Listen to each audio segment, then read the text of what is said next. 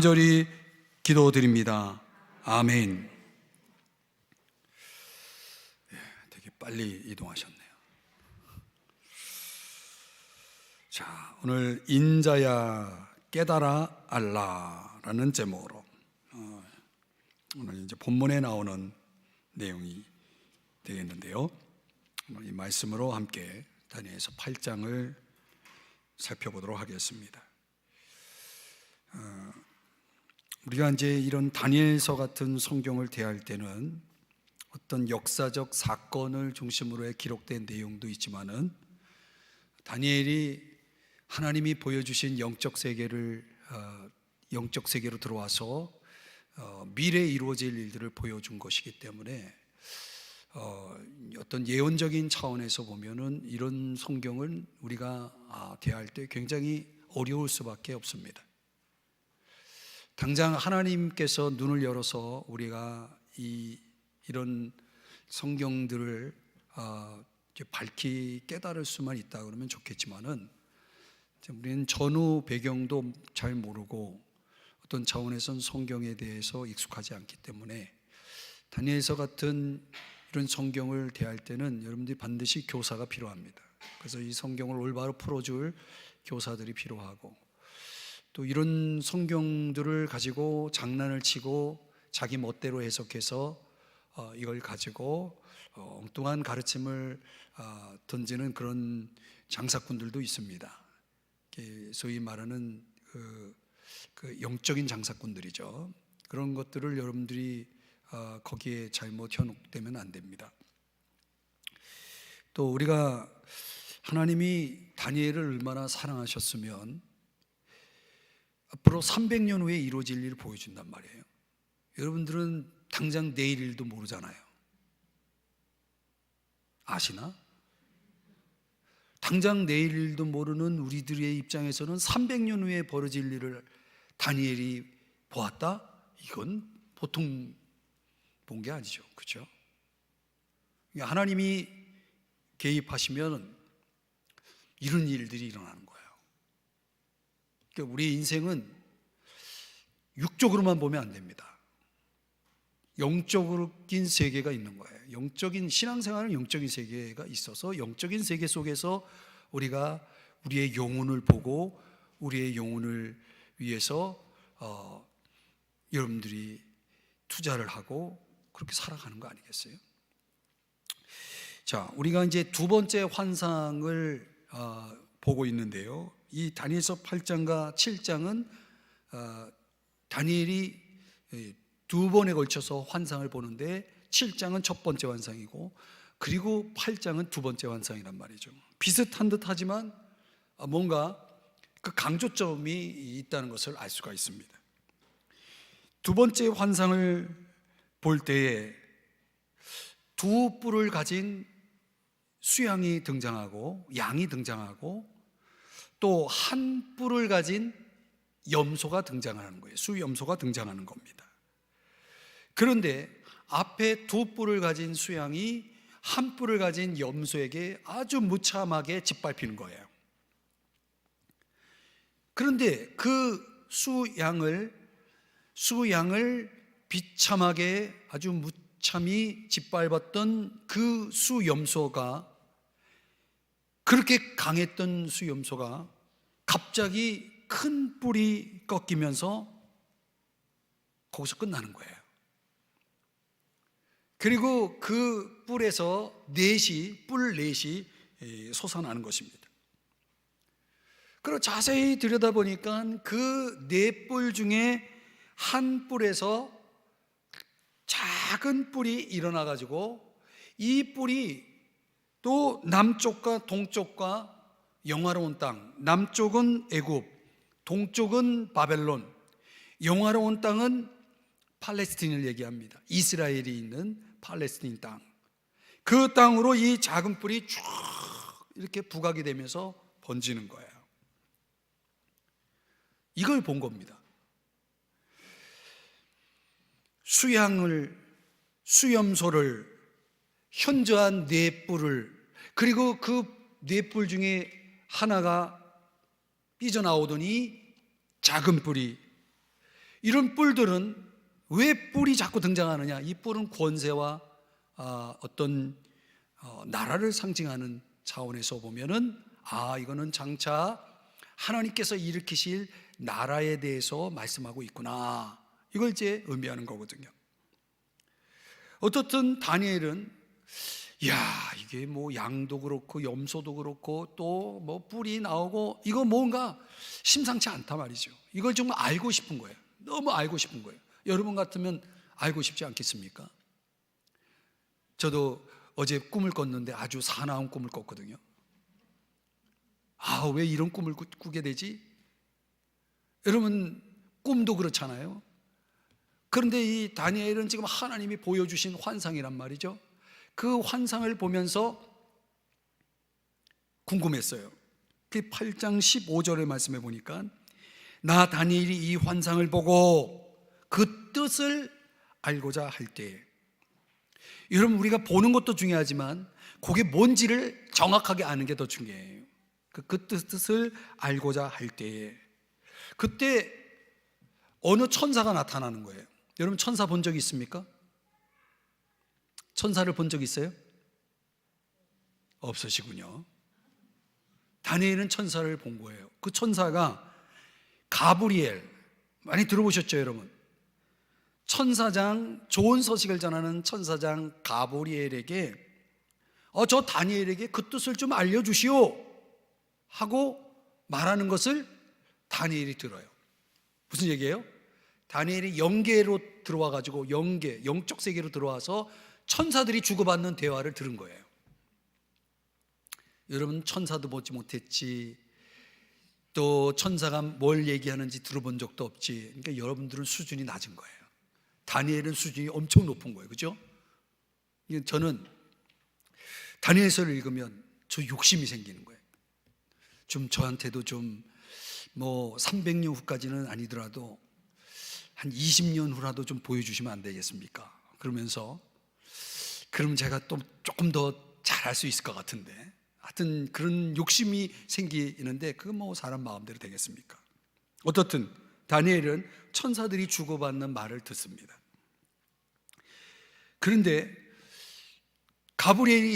천사장 가브리엘이 등장하자 여러분들 천사를 보면 여러분도 그런 반응을 보일 거예요. 이 천사를 보고 너무나 놀라운 나머지 어떻게 됐다라고 말하면 그 자리에서 쓰러졌다라고 얘기해요.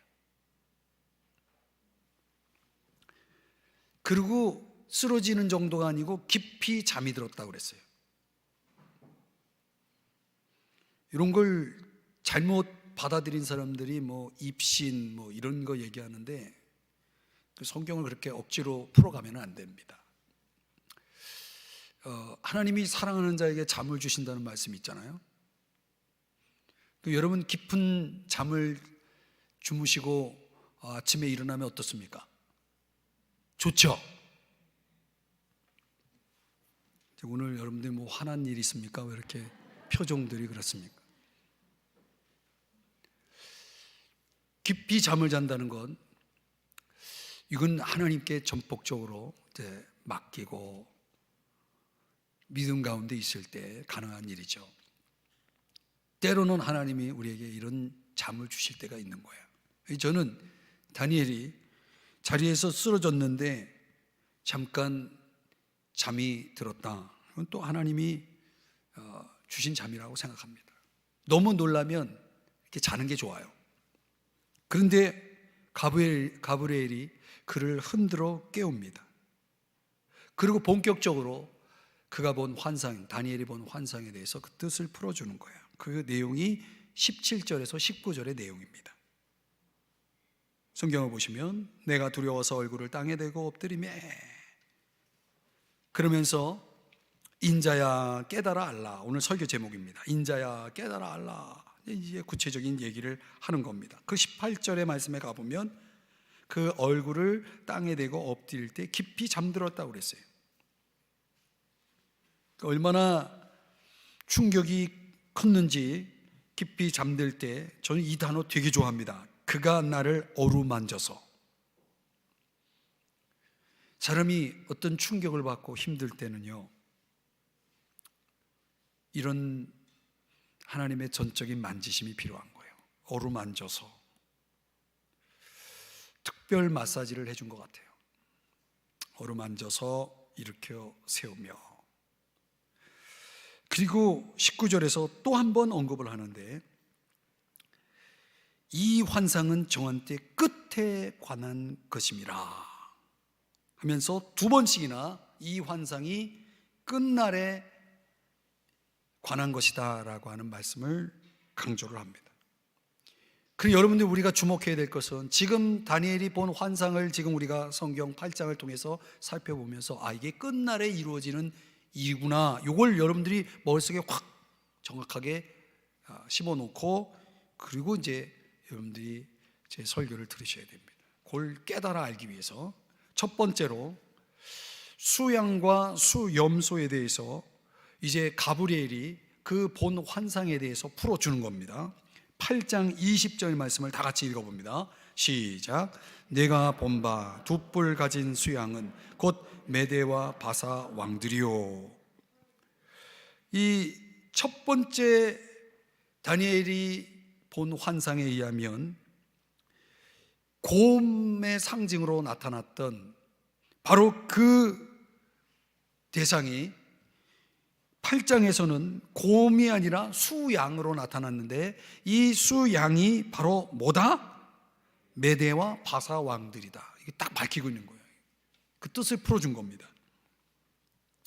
우리가 앞에서 살펴본 내용이지만 수양은 뿔이 두 개인데, 희한하게 먼저 난 뿔보다는 나중 난 뿔이 길었다고 그랬죠. 그래서 원래 메데바사 왕국은 메데라고 하는 나라로 시작했는데, 그 후에 바사라는 왕국이 합세가 됩니다. 근데 이 바사가 더 강한 거예요. 그래서 메데는 바사의 왕국의 속국으로 들어가서 이제 페르시아 왕국, 바사 왕국만 남게 되는 거죠. 그래서 이 메데와 바사 왕들에 대한 내용을 하면서 우리가 살펴본 내용대로 앞에 내용을 참고를 하면은 서쪽과 북쪽과 남쪽을 향해서 그 세력을 확장시키는 내용이 나옵니다. 그러니까 힘이 그만큼 강했다는 거죠. 메데의 바사가 그 제국이 역사에 의하면 어마어마하게 강한 나라였다.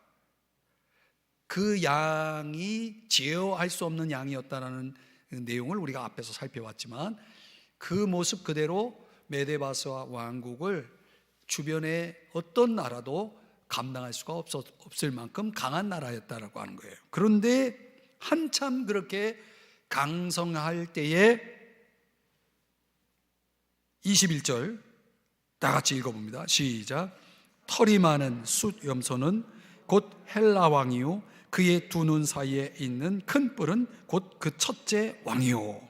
그러니까 수양 메데와 바사 왕국이 한참 강성할 때에 털이 많이 난 뿔이 하나인 수염소가 등장했다는 거예요. 이 수염소가 뭐라고요? 헬라 왕이 나타났다. 그 헬라 왕 중에 첫째 왕이 누굽니까? 딱 나와야 되는데, 알자로 시작된 알렉산더. 들어보셨죠? 네. 알렉산더 대왕이 바로 요 첫째 왕. 역사적으로 여러분들이 잘 아는 이름이잖아요. 그러니까 수양이 메데바사가 아무리 강했어도 이 수염소의 등장에 따라서 수양은 사라집니다. 그리고 헬라 왕국이 메데바사 왕국을 집어삼키죠. 이 헬라 왕 알렉산더 대왕이 젊은 나이에 알려진 바에 의하면 20살에 정복을 시작하는데 인류 역사상 가장 빠르게 세계를 정복한 왕으로 알려져 있죠. 무려 13년 만에, 그러니까 20살에 시작된 정복이 33세에 세계를 정복하는, 그렇게 빠르게 세계를 정복하는 왕은 없었어요. 얼마나 빠르게 세계를 지배하게 되었는지를 역사가 증명하거든요. 그러니까 이거는 인류 역사상 이런 경우가 없었다는 거예요. 이 인간적으로는 불가능한 거죠. 이거를 다니엘에게 하나님이 그런 왕이 등장할 것을 미리 알려준 거예요. 알렉산더 대왕은 하나님이 미리 그런 왕이 일어날 것에 대해서 다니엘에게 300년 전에 그걸 가르쳐 준 거예요. 그러니까 알렉산더 대왕이 13년 만에 이런 세계를 지배하는 이런 불가능한 역사를 이룬 것은 전적인 하나님의 개입이라는 거예요. 이제 여러분들이 역사를 보는 눈이 열리는 겁니다. 그래서 그런 왕이 하나님의 개입으로 나타나서 그런 놀라운 인류 역사상 전에도 후에도 없을 그런 업적을 남겼지만 그는 33세에 사람에 의해서가 아니라 병에 의해서 죽습니다. 병에 의해서 죽었다는 건 뭘 의미합니까? 하나님이 개입하셨다는 거예요. 하나님이 개입하셔서 알렉산더 대왕을 데려간 겁니다. 8장 22절을 다 같이 읽겠습니다. 그 내용입니다. 시작. 이 뿔이 꺾이고 그 대신에 네 뿔이 났은즉 그 나라 가운데에서 내 나라가 일어나되 그의 권세만 못하리라. 그러니까 이 뿔이 꺾였다는 건 알렉산더가 죽었다는 거예요. 그 뿔이 아무리 강하면 뭐합니까? 하나님이 개입하면 꺾이는 거예요. 아무것도 아닙니다. 다른 네 뿔이 났다. 이거는 네 개의 나라가 일어날 것을 또 말씀하죠. 실제로 카센더, 리스마코스, 셀루쿠스, 프톨레미라고 하는 네 장군에 의해서 나라가 막 왕권 차지하기 위한 여러 가지 혈투 속에서 네 장군이 서로 지역을 차지하면서 뿔이 네 개가 됩니다. 네 나라가 탄생이 됩니다. 그 네 나라가 탄생된 과정 속에 알렉산더 자녀들 그리고 인척들이 비참히 죽음을 당합니다. 그건 역사적인 얘기니까 여러분들이 참고하면 되겠고, 이런 와중에 네 뿔 중 하나에서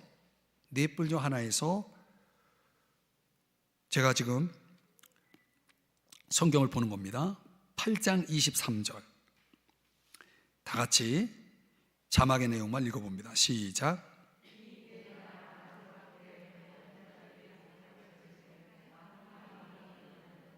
이 한 왕이 누구냐?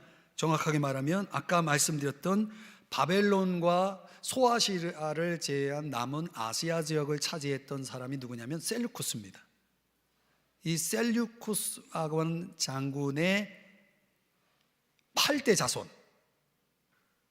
그러니까 셀루쿠스 왕조의 제8대 왕이 바로 이 작은 뿔, 여기서 말하는 작은 뿔에 해당되는데, 그의 이름이 여러분 들어봤을 거예요. 안티오쿠스 에피파네스. 굉장히 중요한 사람입니다. 이 사람이. 오늘 다니엘이 본 환상 가운데 나타났던 작은 뿔의 당사자입니다. 그것을 성취한 사람이에요. 누구라고요? 금방 까먹었죠? 네, 여러분들은 이름까지 외울 필요는 없어요. 작은 뿔이 그런 사람이다. 안티오쿠스 에피파네스라고 하는 사람인데, 여러분들이 당장 세계사를 공부해 보면 이 사람의 이름이 나옵니다. 이 사람이 어떤 사람인지 둘째 작은 뿔로 넘어가겠습니다. 이 작은 뿔, 조금 전에 말씀드린 안티오쿠스 에파네스라고 하는 이 작은 뿔이 이미 다니엘 7장 25절에 소개되고 있는 내용인데, 이 말씀을 한번 같이 읽고 넘어가겠습니다. 시작. 그가 장차 지극히 높으신 이를 말로 대적하며 또 지극히 높으신 이의 성도를 괴롭게 할 것이며, 그가 또 때와 법을 고치고자 할 것이며, 성도들은 그의 손에 붙임받으여 한 때와 두 때와 반 때를 지내리라. 뭐가 뭔지 모르죠? 이렇게 설명을 드릴게요. 이 작은 뿔 누구라고 그랬어요? 안티오쿠스 에피파네스. 이름이 좀 길어요. 열자예요. 그가 어떤 일을 행하냐면 지극히 높으신 이 하나님을 대적하며, 이 자막 성경 계속 보여주세요. 두 번째는 지극히 높으신 이 성도를 괴롭게 할 것이며, 성도를 괴롭혀요.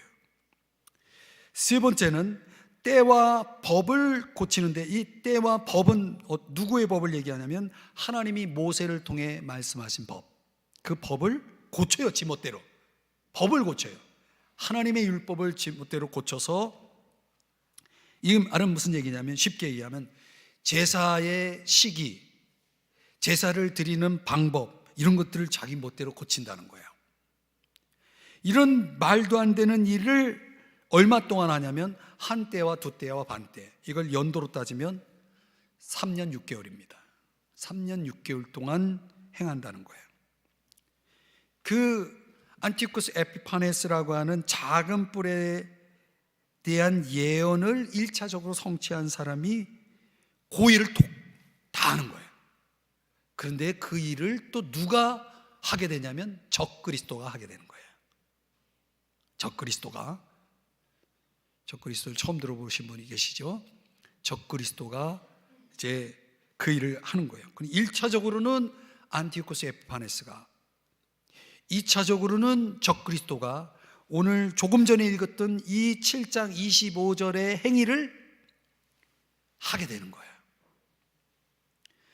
그러면 지금 저와 여러분에겐 역사적으로 안티쿠스 에피파네스가 했다는 것은 이제 역사가 남기고 있으니까 알아요. 그러나 아직 2차적인 성취가 안 돼 있죠. 왜? 적그리스도가 아직 등장하지 않았기 때문에. 이 안티쿠스 에피파네스 얘기를 조금 더 하면은 그가 얼마나 잔인한 사람인지 제가 설명을 드릴게요. 그의 그 셀루쿠스 8대 왕이라고 했잖아요. 이 안티쿠스 에피파네스가 그 세력을 확장하기 위해서 어디를 공격하냐면 이스라엘을 공격합니다. 근데 이스라엘을 공격할 뿐만 아니라 어디를 또 집어삼키려고 또 정복에 나서냐면 애굽, 이집트를 정복하려고 나서는데, 그때 제사장 그룹을 중심으로 해가지고 예루살렘에 큰 반란이 일어납니다. 그 안티오쿠스 에피파네스의 그 핍박에 저항하는 반란이 일어납니다. 전쟁을 일으킨 거예요.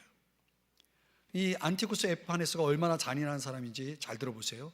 그가 화가 나가지고 정복을 중단하고 예루살렘으로 다시 돌아와서 예루살렘에 있는 누구를? 제사장들, 알려지기로는 300여 명의 제사장들을 몰살하고, 그리고 유대인들을 몰살하게 되는데 3일 동안 8만 명의 유대인을 확살합니다.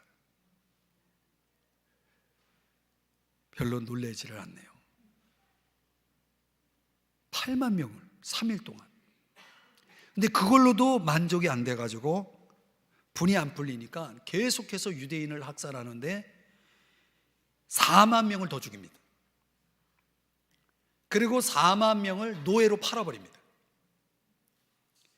그걸로도 성이 안 풀려가지고 제사 행위를 금지시킵니다. 유대인들의 제사 행위를 금지시키고, 또 제사 행위라는 건 유대인들이 얼마나 제사가 많습니까? 뭐가 있어요? 아침, 저녁으로 드리는 매일 제사가 있고, 월 초에 드리는 제사가 있고, 월 말에 드리는 제사가 있고, 절기 때 드리는 제사가 있고, 또 여러분들이 안식일에 드리는 제사가 있고, 제사가 많습니다. 그 제사를 다 금지시키고 성전 옆에다가 제우스 신상을 세우고, 그리고 그가 제우스 신에게 유대인들이 레위기 11장에 의하면 절대 먹지 말아야 될 짐승 가운데 돼지를 제물로 바치는 정말 이런 잔인한 일들을 다 행하는 거예요. 그 말씀이 오늘 다니엘서 8장 9절에서 12절의 말씀이에요. 제가 이제 설명을 미리 다 한 거예요.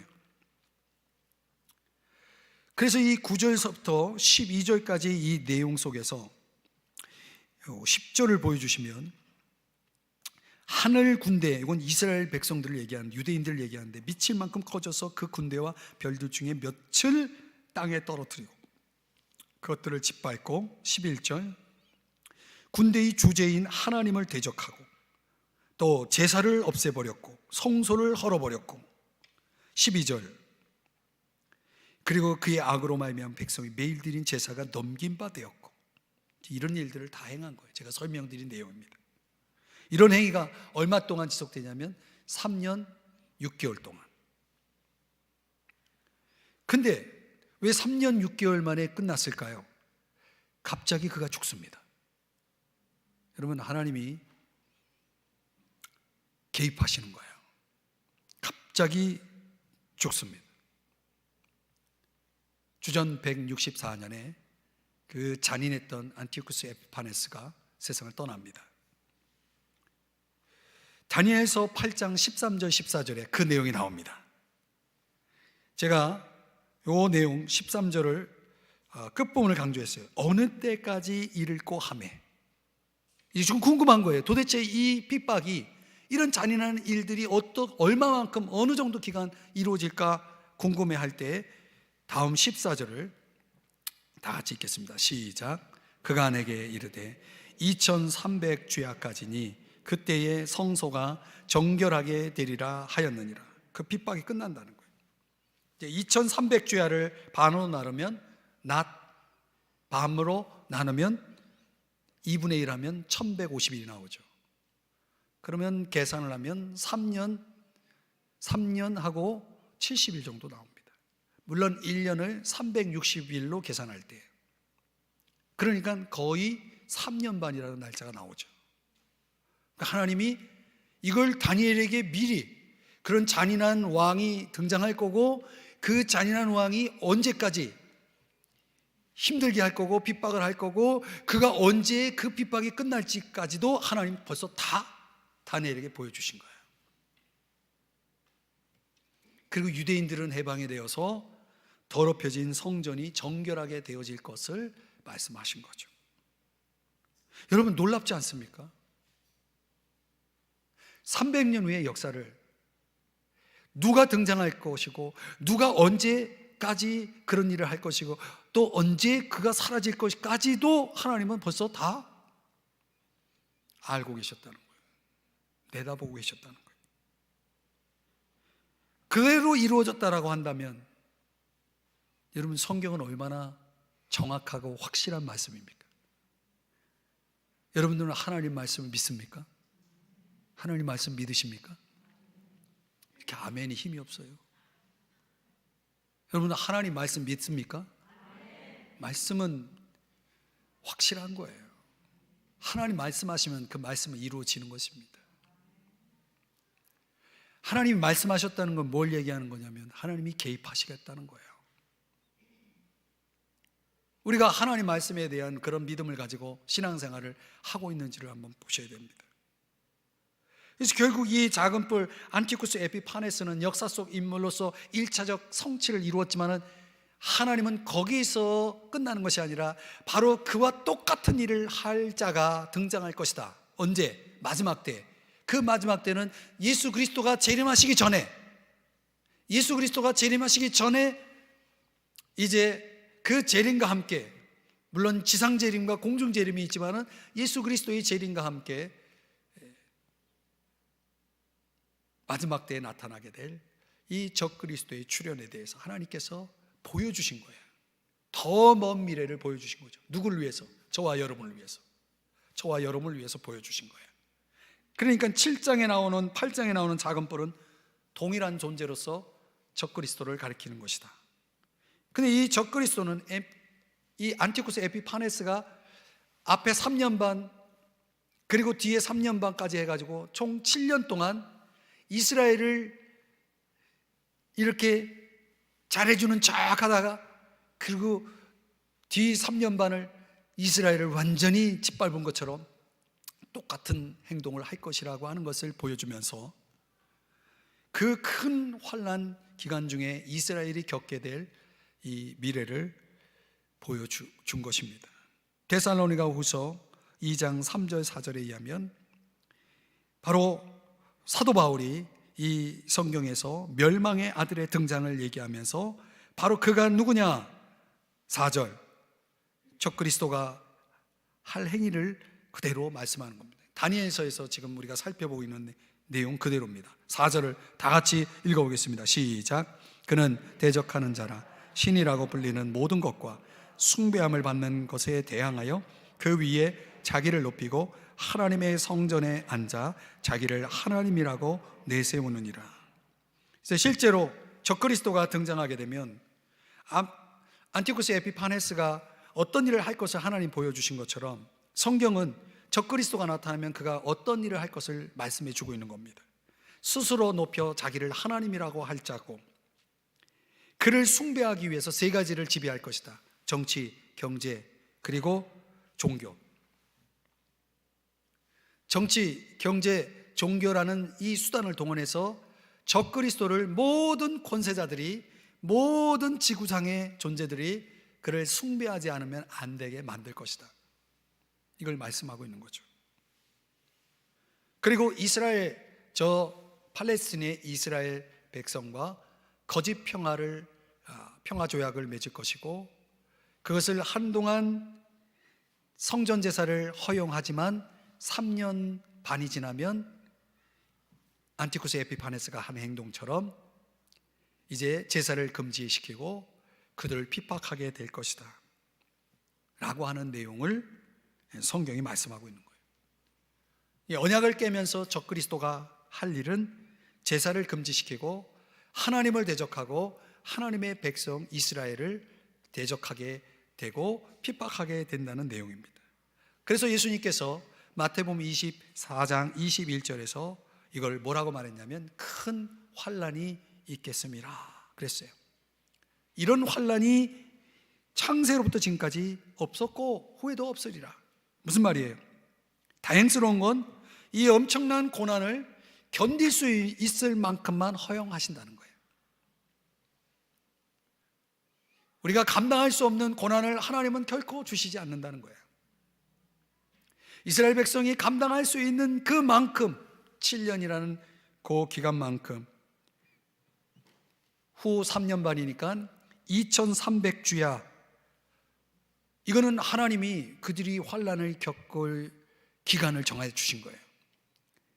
이거를 왜 이렇게 정했느냐? 그거는 하나님의 전적인 은혜고 그들이 견딜 수 있을 만큼만 허용하시겠다는 거죠.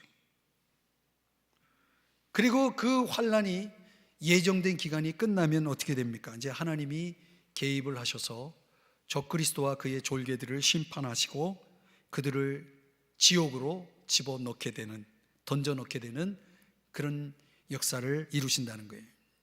그거는 제가 여러분들에게 요한계시록의 내용을 지금 생략하고 설명만 드렸어요. 종말론 강의를 들으신 분들은 그 내용이 기억나실 겁니다. 그래서 그런 모진 환난을 감당한 이스라엘에게 하나님은 뭘 주시냐면 상을 주시는 거예요.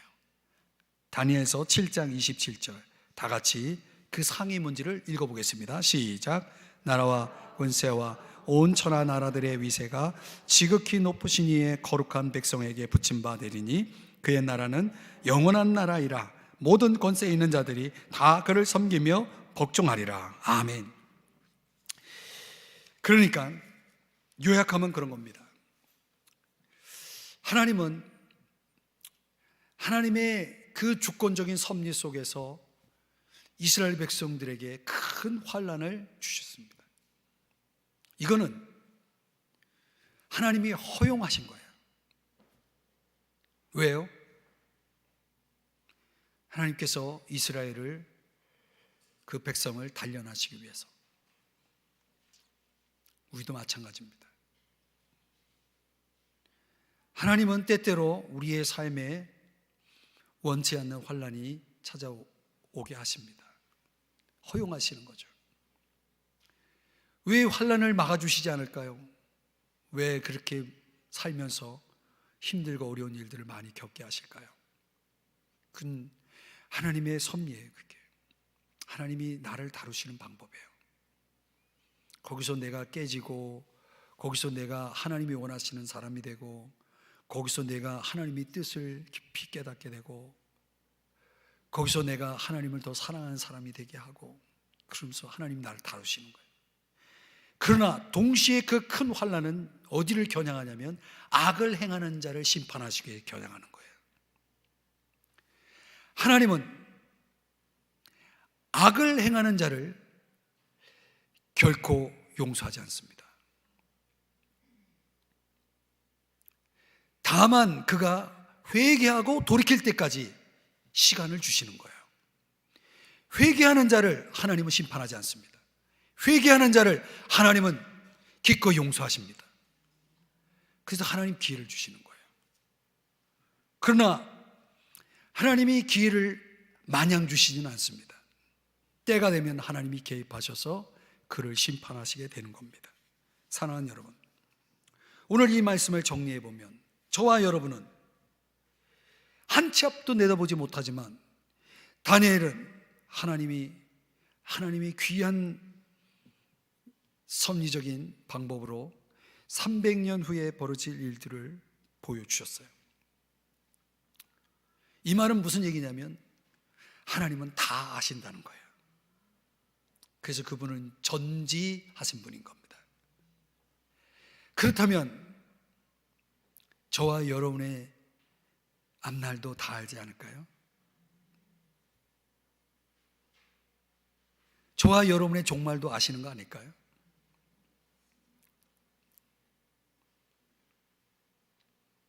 다 아시는 겁니다. 하나님이 저와 여러분을 어느 때 데려갈지도 다 아시는 겁니다.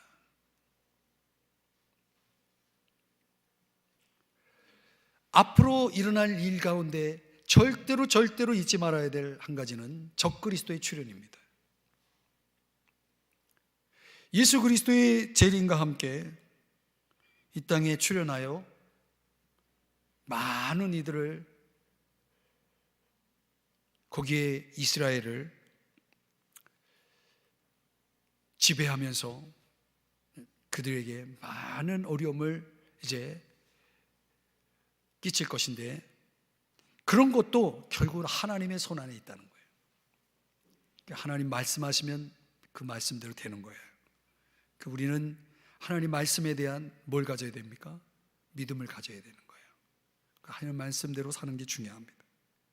종말의 사건이, 나의 종말, 인류 역사의 종말이 하나님 말씀하신 대로 돌아가는 거예요. 하나님이 하시는 것입니다. 그러므로 사랑하는 여러분, 우리 인생 속에 하나님은 가만히 계시는 분이 결코 아니라는 걸 아셔야 됩니다. 하나님은 반드시 개입하고 계시고 하나님의 때가 있는 거예요. 그걸 누구도 거부할 수가 없는 거예요. 그때까지 우리는 하나님 말씀에 순종하면서 주님 뜻대로 살아야 되는 것입니다. 기도하겠습니다.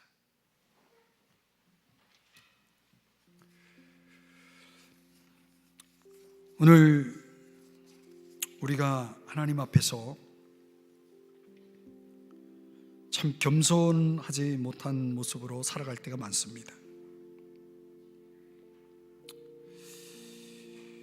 또 알게 모르게 우리가 어려움을 당할 때 하나님은 왜 나를 이렇게 알아주시지 않나, 하나님 앞에 원망도 불평도 있을 때가 있습니다. 그러나 우리 하나님은 우리들이 살아가는 동안 겪는 모든 것들을 다 보고 계시고 다 아십니다.